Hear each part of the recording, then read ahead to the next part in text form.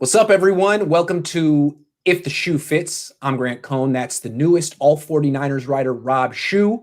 And we're going to do our best to help Kyle Shanahan about 24 hours before he makes the biggest mistake of his career. We don't know if he's going to do it. I think there's a lot of people in the Niners organization trying to help him out as well. We're going to do our part. But first, Rob has something he wants to say. Thank you, Grant. Thanks for having me back. Pleasure to be here. I did want to clarify a little bit from my position on a couple of key figures within the 49ers organization. I know we did a lot of hypotheticals last time around, and so it may have come across that I don't actually like any of those three individuals, and that couldn't be further from the truth. So just, high level, Jed, love him. Great businessman, great owner. You love to hate him because he is the owner and he is a billionaire. But as far as owners go, I feel like he is up there with people that I respect, some of the bigger names. I think he's done a good job of emulating his uncle. So I want to give him kudos there. I do like picking on him, but I think when you're a billionaire, you just have to take that. John, a man's man, a man's man. I mean, Hall of Fame player, played the game the way it was supposed to be played at safety. Just lit up the field. It really was spectacular to watch. I think he's a phenomenal figurehead. I think he's a wildly intelligent guy, well-spoken. And I do think he defers to Kyle on certain things, but I don't criticize him for that. I would as well. I think that there are times where you should stand your ground, and maybe this is one of them. But I just want to say that I find John to be a fantastic head of the organization, a figurehead. And then lastly, Kyle, in my opinion, the smartest offensive mind in the league. He certainly has some areas of improvement, ego potentially being one of those. But as far as whip smart and just the plays that he draws up on the field, Grant, come on. Come on. Yeah, so, I just wanted to put that out there because I'm a diehard 49er fan. It would break my heart if one of those guys saw your show. I know they're all watching you. If one of them saw your show and thought that I didn't like them, that would kill me. No, he's a big fan. He's got Montana in the background. I'm the one who's in it just to get under your skin. So direct your anger at me. So anyway, you are the villain, sir. You are the villain. And not this week. Not as long as Kyle Shanahan is flirting with Mac Jones. So Kyle, this is what we're trying to do. You have made me the good guy here. I don't want to be the good guy. I want you to be the good guy. All right. We're here to help you and put you back in your rightful position and me back in mine. So we're going to tell you what to do here last time. And this is real outside the box. Why don't you lead it off? You got it, Grant. So, last time I suppose that inadvertently Kyle with this move had put John's neck on the line. And I still think that's true. I think that if someone gets fired for this trade, regardless of how it goes wrong, I still think that John is first in line there. But I started to wonder if potentially Kyle had gone into Jed's office and sold this trade with his own job on the line and said to Jed, hey, listen, I want to do this and it's a bold move and I want to move up. I'm going to give up 2 first-rounders to do it. And if it goes wrong, you can trade me. You can trade me for those 2 first-rounders. And my hope is, I know that's a hypothetical. I doubt that actually happened. If that were the case, my hope is it would be to get Kyle Pitts. And because I think we assume that's not the case, we got to spend this time talking him back into it. So it's all about taking the best player available. Grant, can you imagine what it would be like to defend an offense with Kyle Pitts on the roster? It's funny. He's been getting interviewed on NFL Network the last couple of days. And for whatever reason, the hosts keep asking him, would you like to go to the Niners? Do you think there's a possibility you could go to the Niners? And I don't know why it's become a talking point all of a sudden, but it is. And it seems like it's getting floated out there a little bit. It would be fantastic. The Niners would be really, really tough to stop. And the way I look at it is everyone says the Niners have to take a quarterback because they traded so much.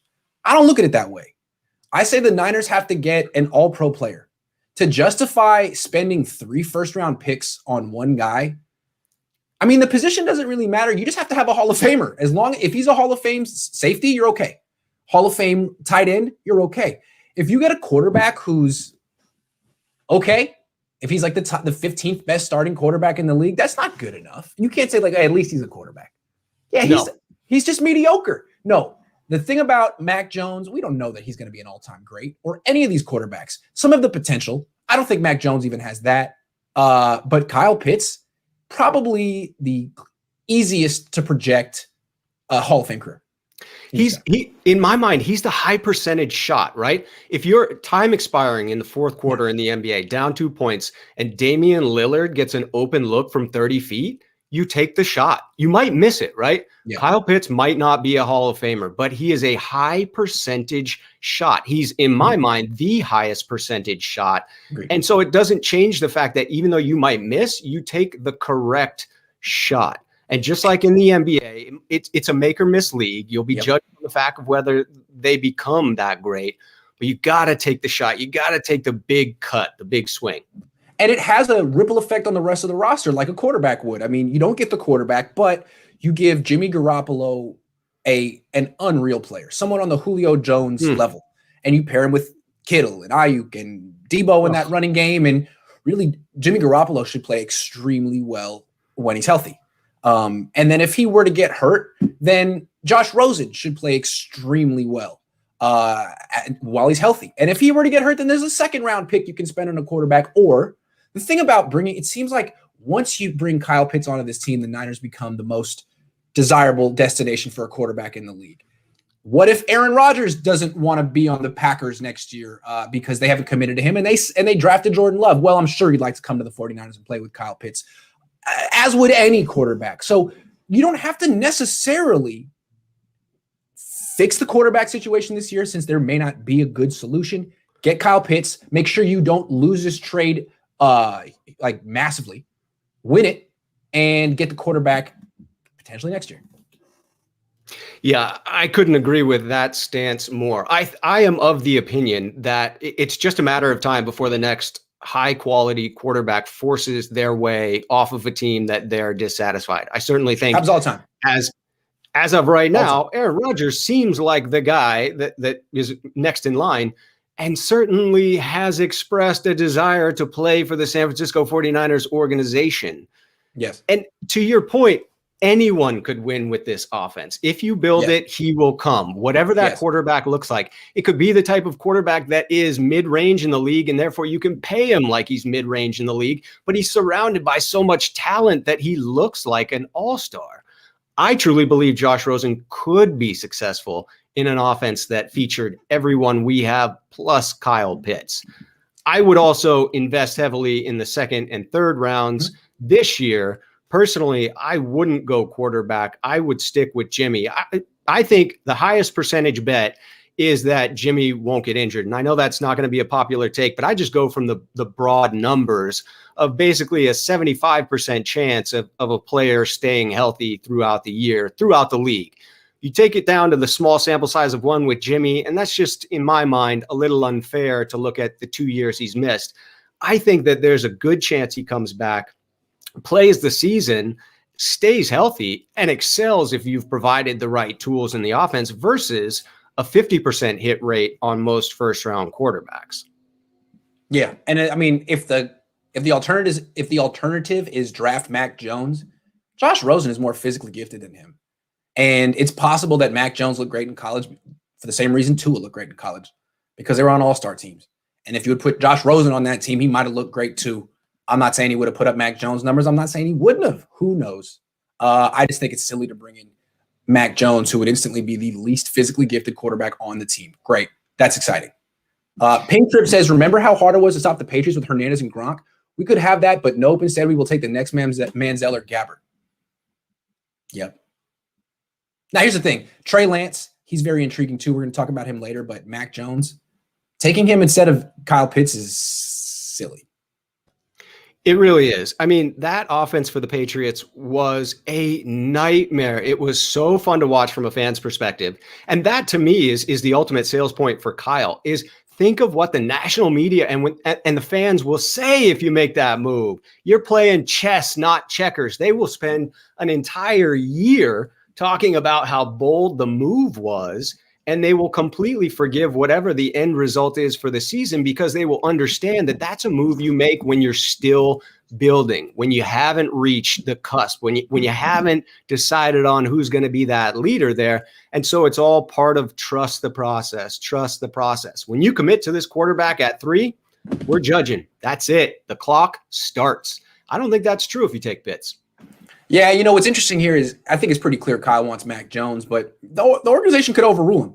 John Lynch has final say on the draft. Jed York has final say on everything. They can say, you know what, this guy's got issues. He had a DUI. This video came out where he looks wasted in a club. He's got this beer belly. He might be a partier. We don't know.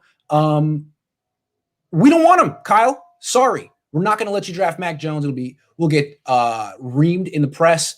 Our fans will hate it. We can't sell it. We're not going to do it. So Kyle could be like, all right, man, fine. No Mac Jones, but I don't want Trey Lance. If we can't take Mac Jones and give me Kyle Pitts, that would be a very interesting counter play from. I would love it. I would love it. I may have lost Grant for a second. My bad. You there? Here, my bad. I almost took over. I almost made it the Schuh show. Jeez, man. My internet's been kind of whack today. It's been a little whack. Anyway, where did I get cut off? I couldn't tell you. But let me jump in with a question just to get us back on track. What do you think would be the bigger fan uproar? Drafting Mac Jones at 3 or not taking a quarterback at all? What if they did take Pitts at 3? Jones at 3? Pitts would be cool. Fans would be cool with that. Anything other than Mac Jones would be like a hallelujah moment. That's hallelujah fair. Moment. A lot of relief when that doesn't happen. Yeah, absolutely. All right, let's move on and talk about Jimmy, who may be on this team for only a few more days. So let's take another look at Jimmy Garoppolo. How do you want to do this?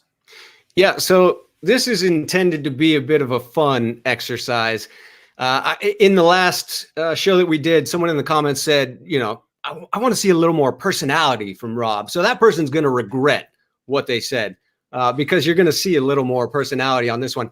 So this is going to be, I've worn my suit because this is going to be a court case. We're going to be making the case here. That's what this segment is going to be about. It's going to be in defense of Jimmy G. I am a loyalist, Grant. I mean, to a fault. I remember in 1991, a certain quarterback, Steve Bono, went 5-1, and I was about ready to stick on the Steve Bono train. I just all aboard. Let me get in. If he had done that in 2017, he might have got a $130 million contract like Jimmy Garoppolo, but I digress. Go ahead. Yes, he might have. And great guy. Don't mean to disparage Mr. Bono. I had the privilege of riding in a little shuttle with him at the Hall of Fame introduction to Joe Montana and Ronnie Lott. He's a funny guy. Great fella.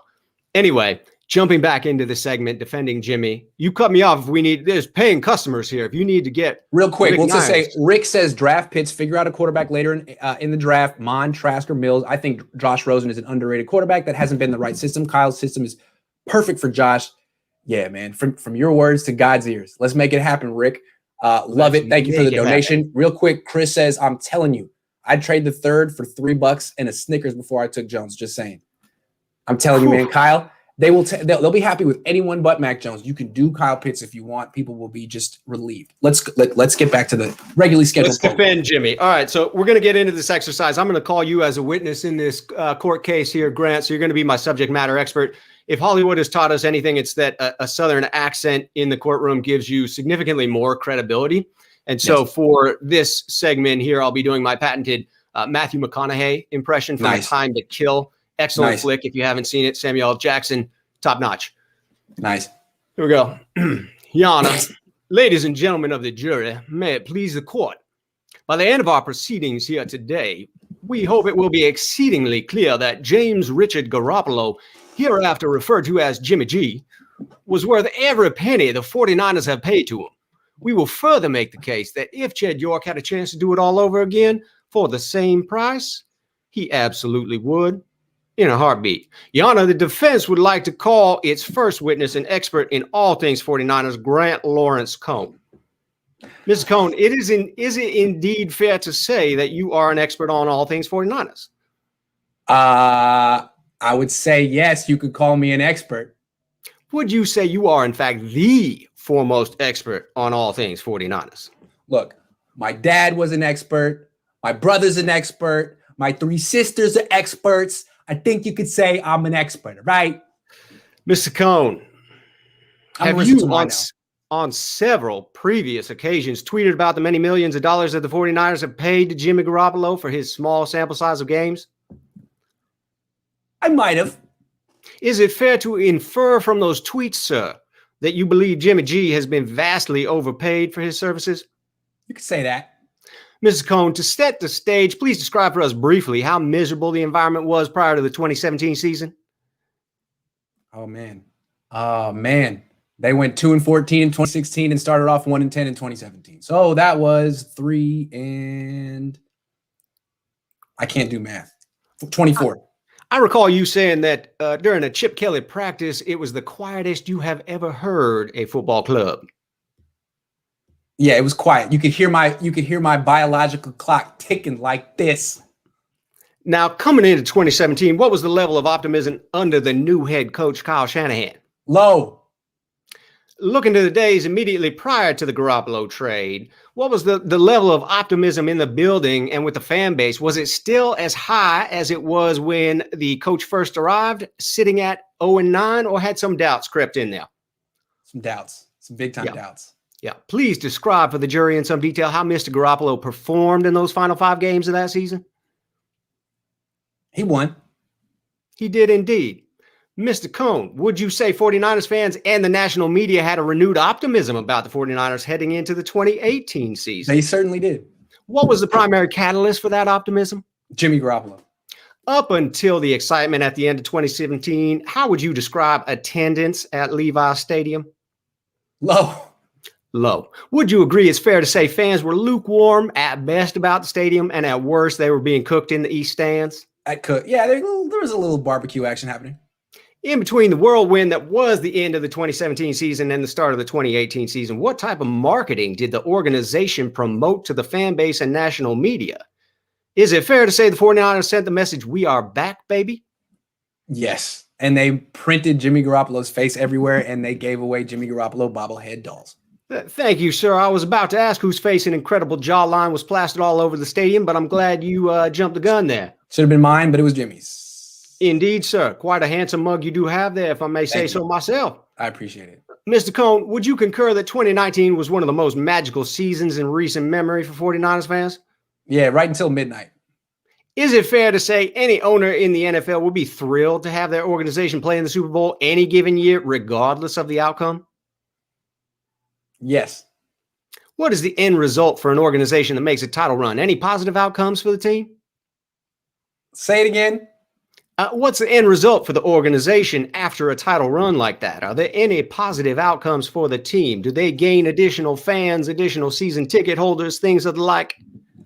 If they win, if they lose, hard to say. You gain expectations.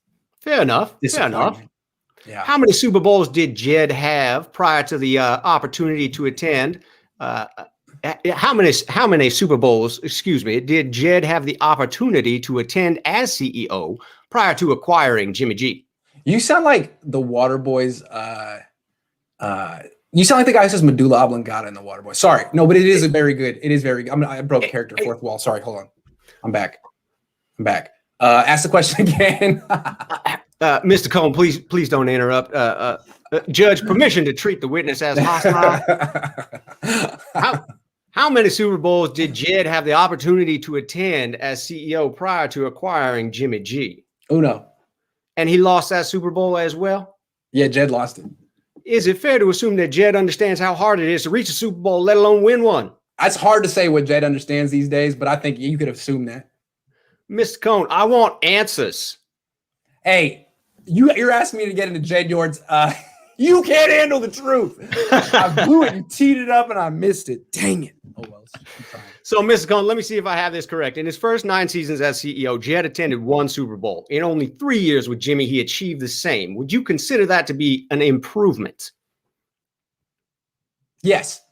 I think you have to. Lastly, Okay. Mr. Cohn, are you aware of the fluctuation in value for the San Francisco 49ers franchise over the past few years?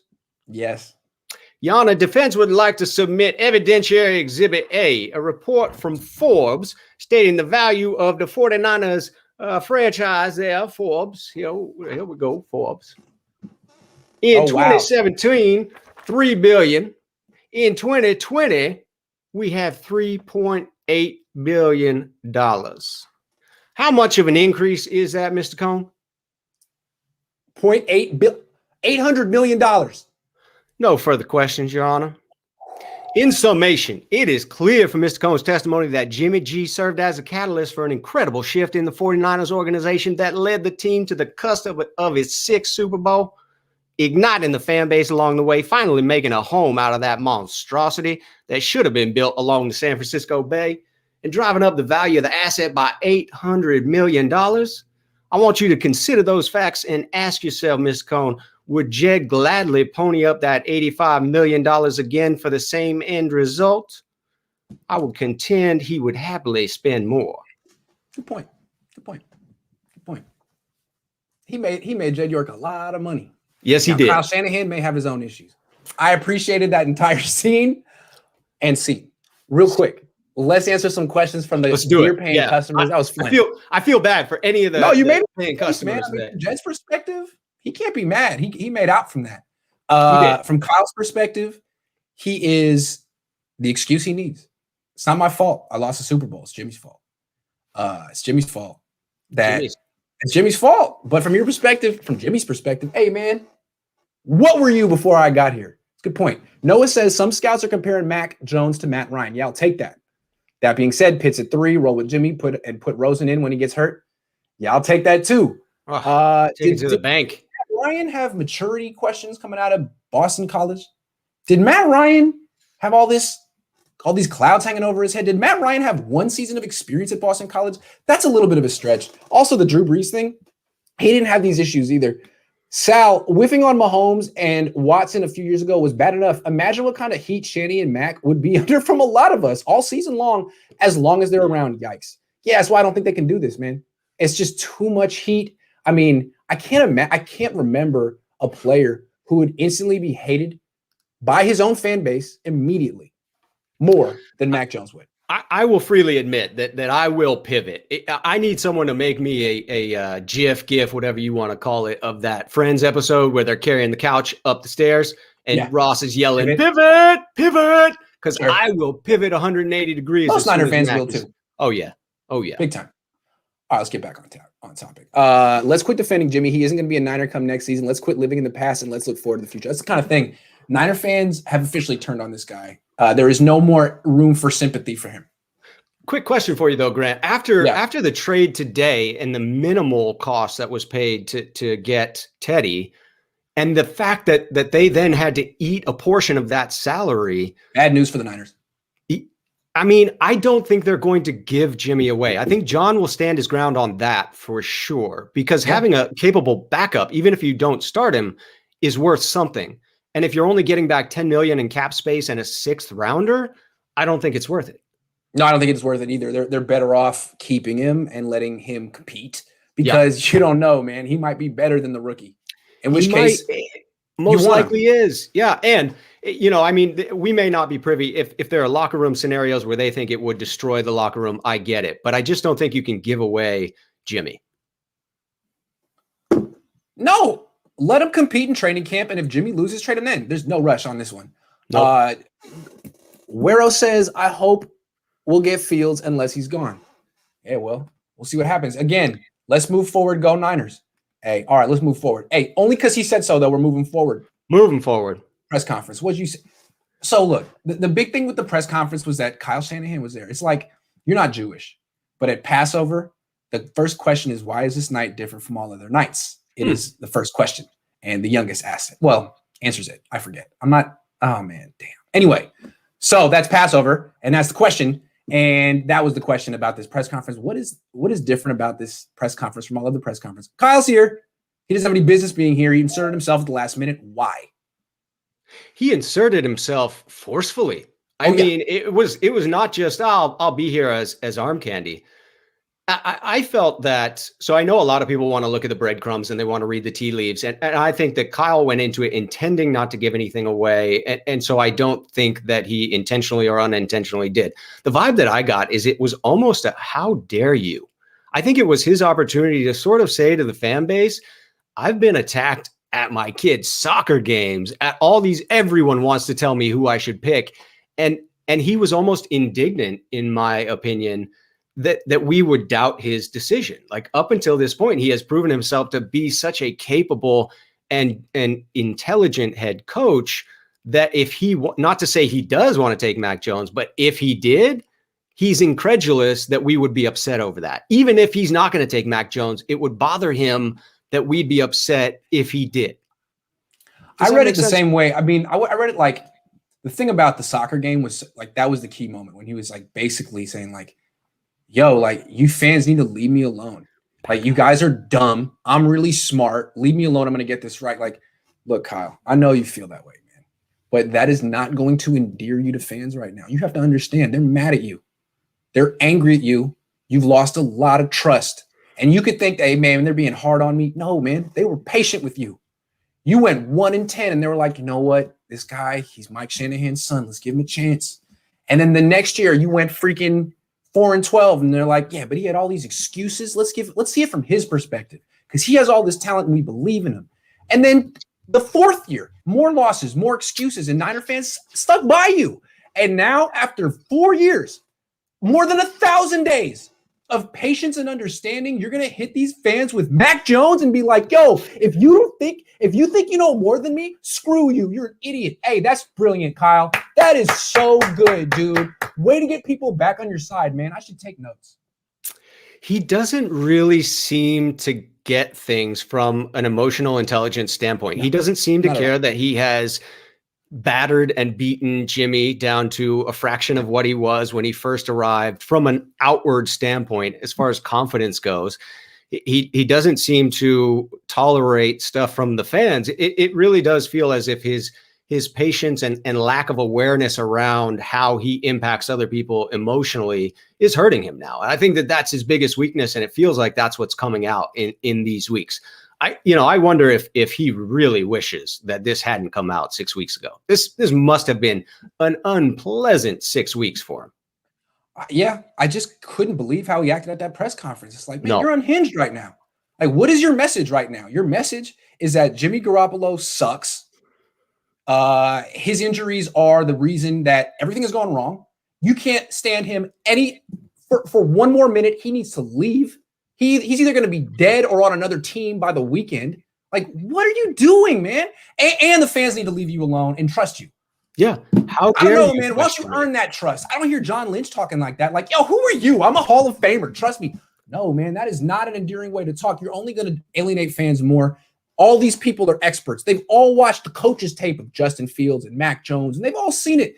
It's like Mike McGlinchey being like, back off. You don't know what you're looking at. Yeah, they do know what they're looking at. They're looking at you on your back getting trampled. Don't say that, man. Just be like, you know what? I hear you. I respect the fans. That's what John Lynch said. We got the best fans in the world. We respect them. We hope that they trust us. But at the same time, we're not going to condescend to them the way Kyle's inserted himself to be like, hey, we need a little condescension at this press conference. Why don't we really talk down to the fans and let them know that we don't care? Like, hey, that'll definitely sway him, man.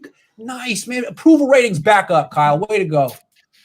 Yeah, it did seem like he came into it needing to get some stuff off of his chest and not caring what the end result was. Or if he does care, he greatly misunderestimated how it would come across, because it did come across as very, very spiteful. Yeah, it was borderline uncivil. I mean, a guy asked him a question about Mac Jones, and he like jumps down his throat. The references to Jimmy and fans in general were very unflattering. I mean, his perception of Jimmy and the fans are like, can't stand him. Leave me alone. Can't stand him. Like, great, man. That's really a nice addition to this day. Like, John Lynch is over there trying to smile and be like, we got this and we're in a great place. And you got dude over here looks like he hasn't slept in 2 days. Got this look in his face like, hey, can I just finish what John said? Yeah, we need a starting quarterback. The problem with Jimmy's injury, it's like, hey, man. I mean, can you get like a coherent narrative between the two of you here? Yes, it was clear that they did not powwow before that. They should have definitely gotten together and corroborated together so that it was one message coming out. But Kyle was interested in that.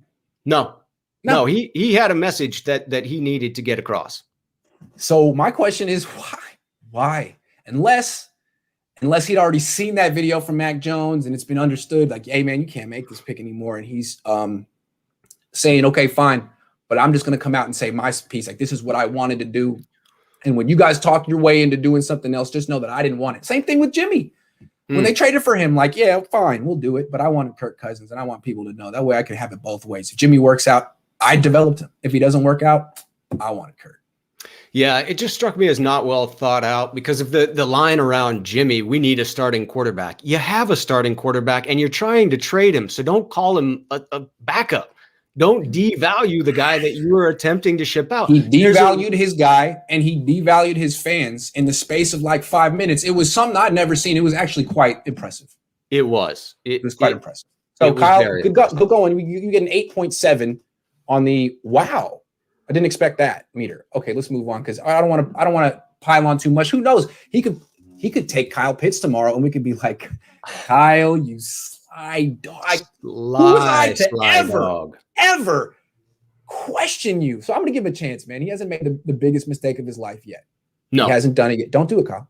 And he did make the line that there are many traits that go into a great quarterback. It's just hard for me to say that there are many great traits that Mac Jones has.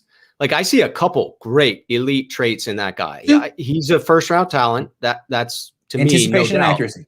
Yep. That's it. But when you say many, I don't know. I think of a guy like Trey Lance. I don't know, man. Maybe on the field, but off the field, decision making seems to be an issue for Mac Jones. The stuff coming out with him. How many more videos are like that? How much in common does he have with Johnny Manziel? He's scaring me, man. He's going to be real bad PR for the 49ers for a long time. Could be. All right, let's talk draft strategy. What else are the Niners going to do in this draft? How else are they going to knock this out of the park? To me, as I went through and did a mock draft, obviously paying someone to get information on draft picks, as I don't have access to all the coaches' film and am not qualified to do those breakdowns anymore than the next individual. I am relying on someone else's information there. So instead of trying to predict what other teams will do and whatnot, I just focus on what is the message the 49ers have sent us historically about how they want to build this organization. And so for me, it's about addressing the interior offensive line first and foremost. I think that the 49ers have said to us they like to build from the inside out. On the defensive line, stack there. Offensive line, invest heavily there. And so I see my prediction would be second round, taking that interior offensive lineman, one of the top 2 or 3 centers, starting them at right guard. Now you have Brunskill as your top backup at the interior position. You have someone who can take over from Mac in 2 years. It just strikes me as a really smart second round position because that protects Jimmy or the rookie, whomever you've got behind center. You need to keep that person healthy. And last year, it was pretty atrocious. Yeah, I see the offensive line and the secondary as like competing needs that are neck and neck, and they're both kind of like a house of cards. Like the Niners can say, like, we have all our starters on the offensive line and all our starters in the secondary, and it's a good offensive line. It's a good secondary. Yeah, I mean, kind of, but what if Jason Verrett gets hurt? I mean, what's the difference between this offensive line, this one and the one last year? 36-year-old center?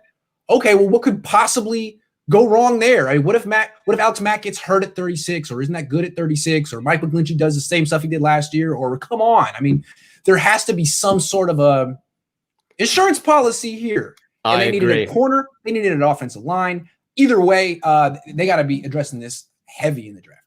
I do wonder, though, if, again, back on what they've shown us historically, if they just devalue the cornerback position and go again and get another edge rusher, even though we have seen some really high-quality free agent signings on that edge, you're still looking at projections for someone who can step into what Dee Ford was able to do in 2019.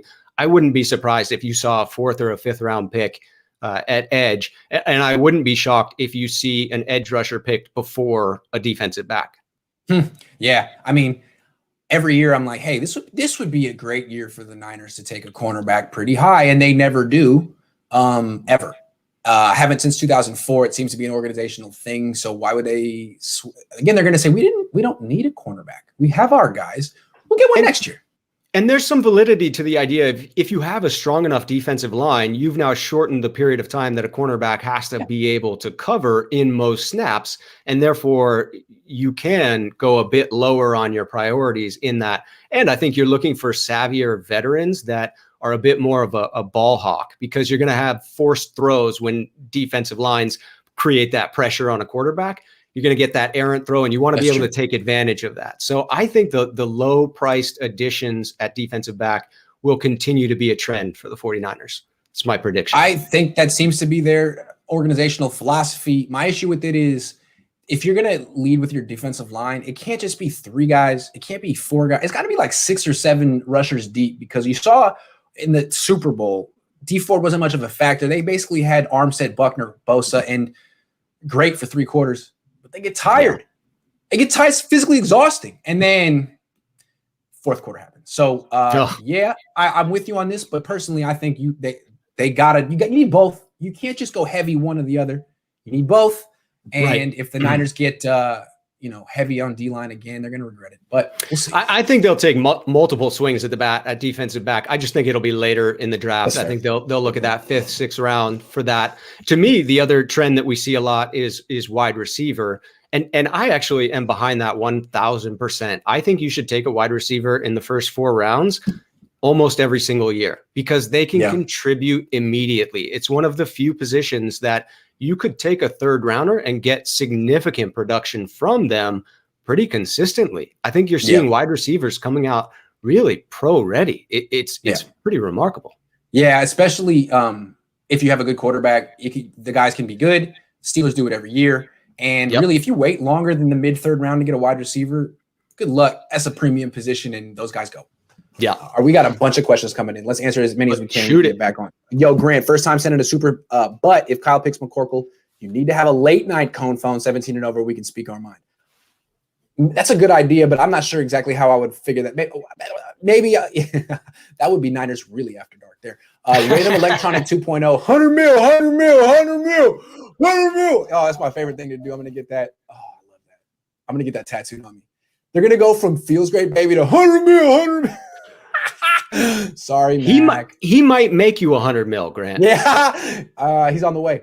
Mark, I'm just riding your coattails because there's dollars falling out your pocket, man. Yeah, I know.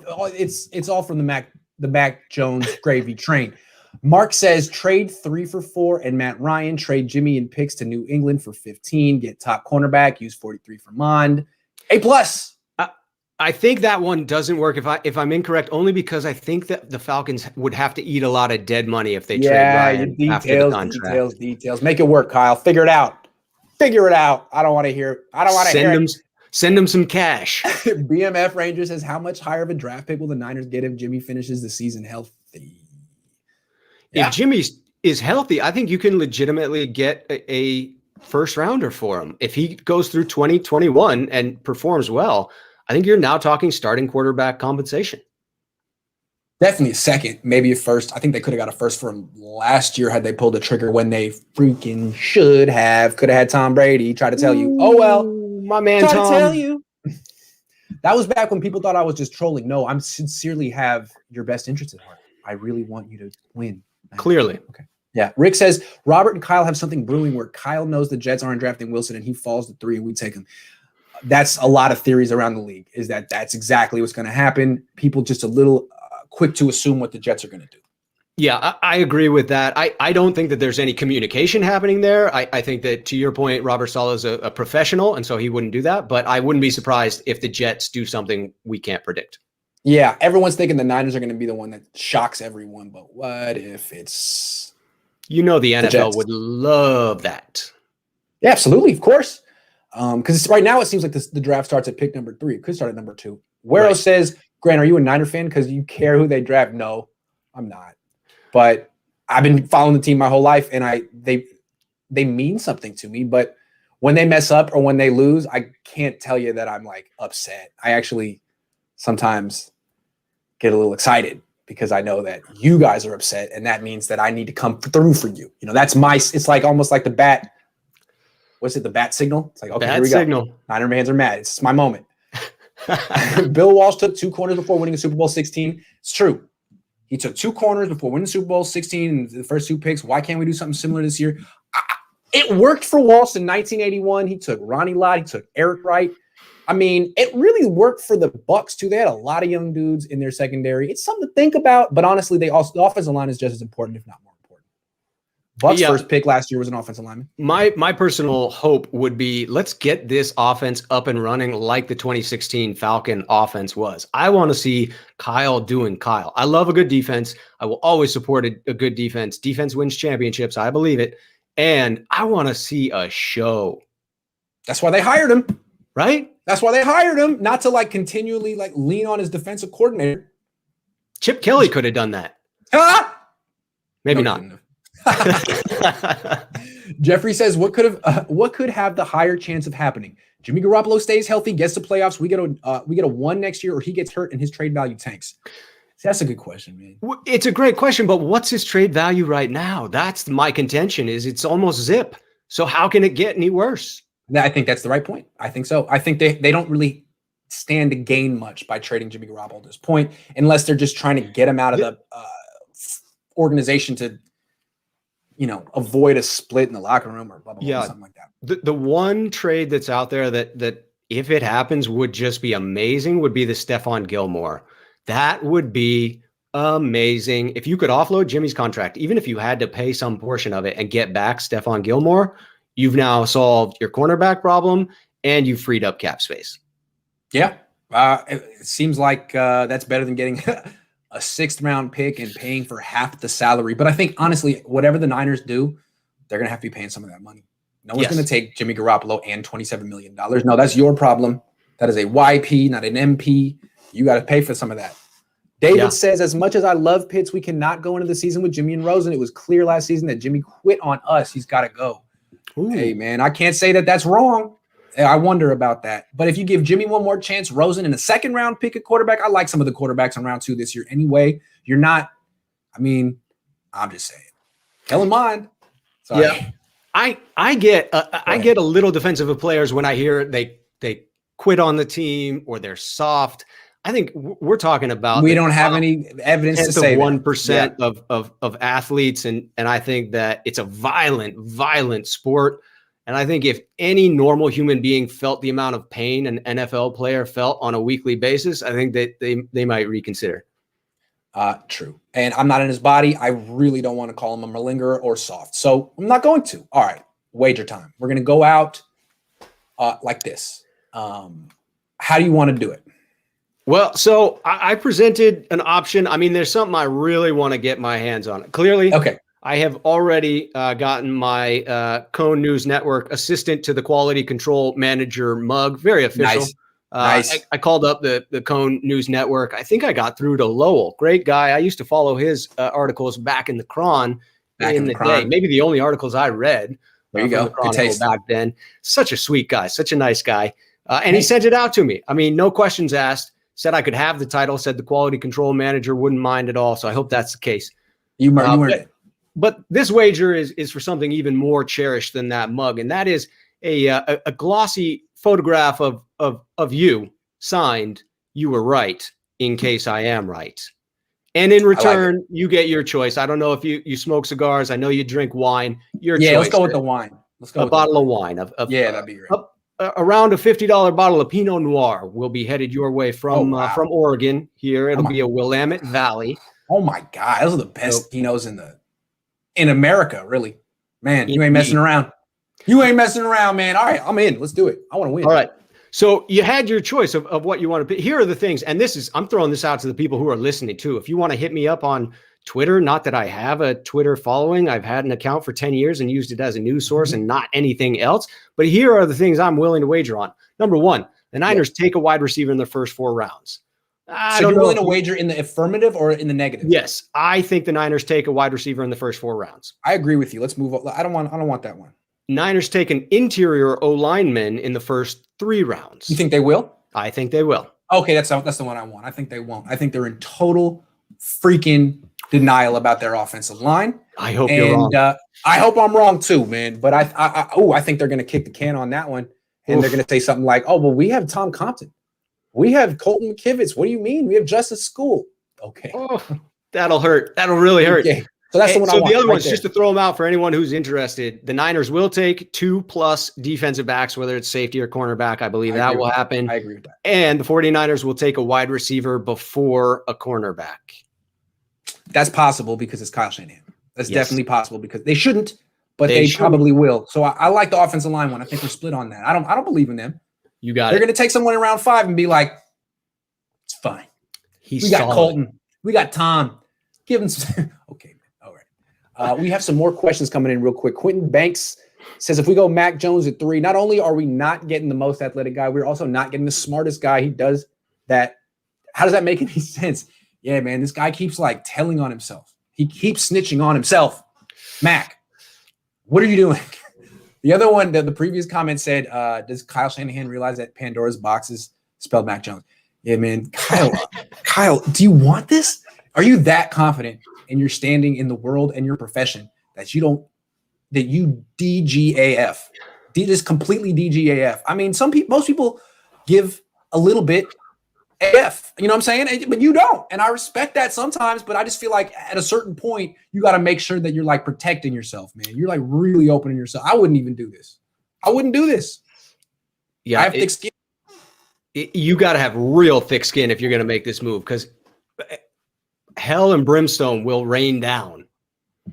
Yeah, it'll be bad. Mark says, conspiracy theory, if Kyle was told by the Jets that Wilson would not be picked by the Jets, he would owe it to them to make it seem he wanted someone else. So you think Kyle was sitting there at the press conference yesterday, man, being like, man, everyone thinks I'm going to take Mac Jones. Everyone thinks I'm dumb. Man, I'm not going to take Mac Jones, but I got to sit here and make it seem like I am. I hate this. I'm thinking I'm going to take this guy. I don't know, man. I think he really wants Mac Jones. I don't think he has a poker face. I don't think he plays it like that. I think you can pretty much tell what Kyle Shanahan is feeling and thinks and wants, desires. That's a fair statement, because when you see him on the sideline, he does not have a good poker face. When he's pissed at Jimmy, it is apparent to the entire world. I don't even think he cares to conceal his feelings. All you got to do is get Kyle Shanahan started on a topic, and he will give you substance that he probably didn't even anticipate or want to give out. The person who's very calculated and opaque and hard to read is Robert Saleh. Yeah. That guy is a social genius. Kyle Shanahan is a football genius. There are differences. Big differences. Kyle's a savant. Mark says, yeah. Okay. Sorry, Mark. Got that one already. They're coming in fast, and then and then I gotta go. Hold on. Hit him. We made the wager. Are we getting a weekly shoe show? I think so. Just because you voted and paid me $4.99, I'm going to say yes, he's in weekly. Boom. Alejandro says mock draft: first Trey Lance, second Tyson Campbell or Asante Samuel, third Amon-Ra St. Brown, fourth Kendrick Green, 5 Daz Newsome and Shakur Brown, 6 Derek Forrest, 7th Jalen Darden, Trevon Grimes. Hey, I like it, man. Although I had Trevon Grimes in the 3rd round of my mock, I don't think he's going to fall that far. He's 6'4". He runs a 4.5. He's pretty good, but that's really good. $10. Appreciate you. I'm interested in the Amon-Ra. I think he may have. I saw the special on him and his two brothers, where they're descended from a bodybuilder and like an Olympic volleyball player. That's right. Yeah. Oh, yeah. Just a great documentary on that whole family. And those kids were super impressive. And it was years ago that I saw it. It was Amon-Ra at the time that I was interested in, but he was still like a senior in high school. Right. And so to see him come out now, I think he has a chance to be something special. I like the kid out of Stanford as well, the wide receiver. Oh, yeah. CB Fajoku? Yep. Yes. He's good. I like him a lot. If Kyle drafts McDorky, that's not nice. Take it back. He's got to be fired, not eligible for a head coach rehire. A true leader wouldn't leave Jimmy hanging like that no matter what. Is Kyle a true leader? He's a brilliant, but intelligence and leadership have nothing in common. Some of the smartest people are some of the worst leaders. I tell you, if Kyle is traded away from the organization, I think there's no way he's fired. He has intrinsic value. He's a genius, and there are plenty of owners who would line up to pay him lots of money to be their head coach. I don't think he would get nearly the same leeway that he got with the 49ers organization. I think that it would be recognized where his shortcomings are, and that it is in leadership and as a GM. Big Mac Jones is a heart attack away from running his life away, getting injured, and it's Jimmy Garoppolo 2.0. Since the O-line can't protect him. Let's focus on the last part. Yeah, you're going to bring in Jimmy Garoppolo, a guy who's basically as mobile as Jimmy Garoppolo, and not improve the offensive line beyond Alex Mack, and be like, go get him, Mac. As long as you would address that interior line, what I will hang my hat on with Mac Jones, not the name. Yes, I love that. I love your references to the various artists out there that will get plenty of playtime. I will hang my hat on how he climbs the ladder in that pocket. True. My goodness, he climbs it so well. He does. So choice. It's so choice. What's our record if we trade Jimmy and draft Lance? Also, what could we realistically get for Jimmy? I think Lance can play. I think he should play. I think they can win 10, 11 games with Lance. And with Jimmy, hey, man, if freaking Teddy's worth the sixth, then Jimmy's worth the sixth. I'm sorry. The only thing I would say to that is that I believe that LA Chargers are a fairly talented team that suffered some injury issues last year. Sure. I think that they had a couple of key players come out. But besides that, I think they're a talented team. And in his first 11 games as a baller, Herbert went 2-9. Mm-hmm. It's true. So there's that. It's true. Now, San Diego, the Chargers, they have Keenan Allen. They have good receivers. That's about it. They don't got much of anything else. They got Joey. Bookend defensive line. They got Joey. Ends. Yeah, that's right. And Ingram, although I don't think they have him this year. Hold on.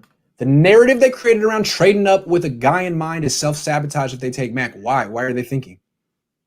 I think Kyle is a self-saboteur, man. I've been saying this for years. I think this is totally in character for him. Look at how he lost the 2 unlosable Super Bowls. And tell me he doesn't have a little self-sabotage streak in him. Tell me that.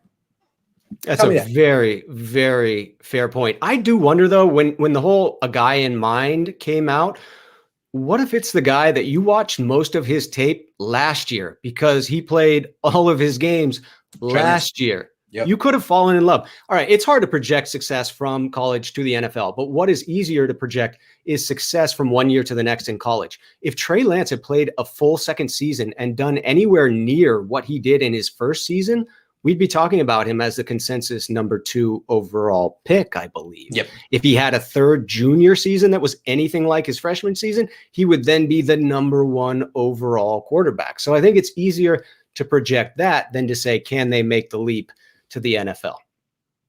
True. James Briggs says, what I've learned about creating viral narratives, say everything I'm hearing, ... end quote, followed by whatever other people who have no clue are saying. Yeah, I think that's probably a lot of that going on. There's a lot of people who say stuff for clout, and I promise I'm not one of them because I don't need it. All I got to do is come on this channel and say things in funny voices and make faces, and people love it. So why would I put myself out there like that? I'm not going to.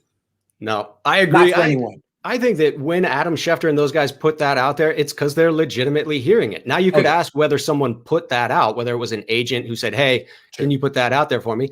And that's fair. They've got to scratch somebody's back if they want to get that inside tip the next time around. Jeffrey says, what's Kyle's trade value? I would say 3 first-rounders would be the starting price. Well, look, John Gruden got the Raiders 2 firsts and 2 seconds back 20 years ago. So somewhere around there. Now, but that's somewhere around there. Yeah. That was when people believed that first-round picks had greater value. That was before we saw these wild trades where people are just throwing them around like candy. I think now it's even potentially higher. Now, I'm telling you, if Kyle Shanahan drafts Mac Jones and he's not good, his reputation is going to take a massive hit, and his trade value is going to go down because they're going to look at him. He's like, he's his worst enemy. He is a self-saboteur. He's really good, and then he will get in his own way, and something weird's going to happen. Who he throws under the bus, who he likes at quarterback, what play call it's like he's self-sabotager. I don't know. I mean, we can have him as a coordinator, but we can't let him make any decisions, and we got to pair him up with a head coach that he respects, so he doesn't. I don't know, man. Yeah, and you'd be looking at a scenario where he's on his way out of San Francisco, so they have very little leverage. You'd be counting on a bidding war. You'd be counting on 2 teams that want him more than anything else. And I got to feel like his stock is going down. I mean, if it's going down within his own fan base, it got to be going down among the NFL. And if he takes Mac Jones, I think a lot of people that held him in high esteem in the industry are going to giggle privately. Yeah. Like, wow, I think that really did it. Wow. That's fair. A lot of people are caught up on the value concept of it. Yeah. I mean, every draft expert says, yeah, I mean, I got Kyle. I got Mac Jones as my 33rd top ranked prospect. But, I mean, I can understand the Niners wanting to get him at 3. It's like, really, huh? Really? You're going to do those mental gymnastics for Kyle, huh? Anyone else would be like, this is dumb. But no, it's Kyle's like, yeah, I mean, sure, I can understand him wanting to take a second round prospect at number 3. Like, oh, word, that makes sense to you. Okay, good luck with that. Good luck. Steven says Mac Jones is one Mike McWiffy McGlinchey whiff away from season-ending injury. Laugh my ass off. 100 mil. The 100 mil thing is classic. Oh man, it is his catchphrase. He has a catchphrase. It's 100 mil. It's terrible. It's terrible. You thought you were going from a quarterback with a catchphrase to a quarterback with game, but no, his catchphrase feels great, baby. 100 mil, 100 mil. I love that. King Alex says, Grant, you and Eric Branch are my favorite Niner journalists. Not afraid to speak up. The Chronicle needs you. Also, McCorkle will be a bust. Hey, man, Eric doesn't need me. Eric's killing it at the Chronicle. I'm doing it pretty good at Sports Illustrated, but thank you, and I'll tell Eric you said that. Hold on. Martin says, draft Lance, trade Jimmy for a second. We already have a 4 or 5 game bridge quarterback in Rosen. Yeah, it's fine. I just feel like you don't need to trade. Well, first of all, you're not getting a second for Jimmy. Can we stop with that? Can we stop? Teddy went for a second. Teddy went for a 6th only because the Panthers were willing to pay for like half of it or like a third. So no, you can trade Jimmy, but I don't think I don't think there's any reason to do it now. Do it in August. Let Trey Lance win that competition first. Let him prove it. That's all I'm saying. Seems like a healthier locker room dynamic where you have a clear winner and everyone, these are all professionals. They all see it. They're going to get behind whoever wins that competition. If you just run Jimmy out there for a rookie, I think it's fair for a lot of the players to be skeptical. Like, wait, hold on, man. Like, how do you know that this guy's better than Jimmy? None of us have seen him on the field. And if he struggles the first few practices, a lot of guys are going to be like, man, I'm losing confidence in this organization. What are we doing? What are we doing? I think it shows a lack of confidence in the rookie. You're almost saying, I'm afraid he can't beat Jimmy out, so I better ship Jimmy out so we don't have controversy on our hands. That's what my dad said yesterday. He's like, look, Kyle is blaming Jimmy for everything.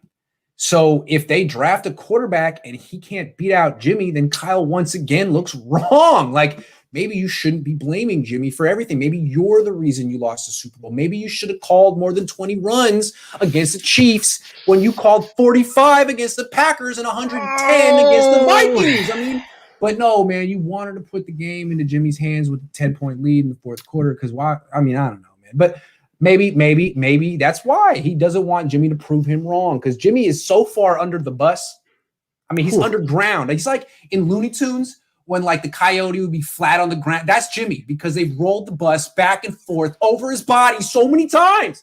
He's like, I'm sorry. Leave him alone. He's just been a professional. So Jimmy, I love you, buddy. Hey, good luck, Jimmy, man. I hope you know you get to turn your career around, but you're gonna have to really fight for it at this point. Yes. Jeremy says, okay, my bad on the McDory. That is terrible, man. He's watching the show right now. He has feelings too. John says, how would it make the Niners look taking a MAGA kid, the face of our franchise in the most liberal state? Do you think that it should be considered? What's Nick Bosa? Do you like Nick Bosa? You like Nick Bosa, right? You don't mind about his politics if he gets you 10 sacks a season. You're not going to care about Mac Jones if he gives you 30 touchdowns a year. That really shouldn't be it's not a character flaw. That's not fair. I mean, now if he's a racist, I don't know that, then that's another thing. But just being like, you know, a Republican, like there are Republicans on the 49ers. Breaking news. CJ Beathard was a Republican. Nick Mullins probably. I mean, Kyle probably. Mike Shanahan spoke at a Donald Trump rally. Yep. So are you sure that just because Kyle Shanahan listens to Lil Wayne and wears Yeezys that he's not a Republican? I mean, sure. There's going to be a lot of reasons that people don't want Mac Jones, but if he's good, they'll just forget all the reasons and say, good for you. Yeah, I would just say that we'd be better off as a society if we didn't hate people for their political views. Yeah, seriously. I mean, come on. I think it's fair. David says, Grant, don't forget your bet your dad a bottle of wine that Zach Wilson is there at 3 for the 49ers. Maybe send along the Oregon. But I make so many wagers and change my mind so often that thank you, David. I appreciated that. Yeah, hey. I'm be winning and losing at the same time. It's the best way to bet. You win this bottle, just hand it off to Lowell. He'll love it. No, I'm gonna keep that one and give him something else. Scholar, I want that Willamette Pinot. I'll split it with him. Hey, Rob, thank you for doing this show and taking all these calls. We have 1,000 people watching. The If the Shoe Fits is a huge hit already, Hey, we'll be back. Thank you very much. I think it's the suit. I really do. When you look like business, you're all business. So you got to handle your business, man. Handle your business. You're so money, Rob. I appreciate it. You're so money. Don't even know it, man. All right. Thanks so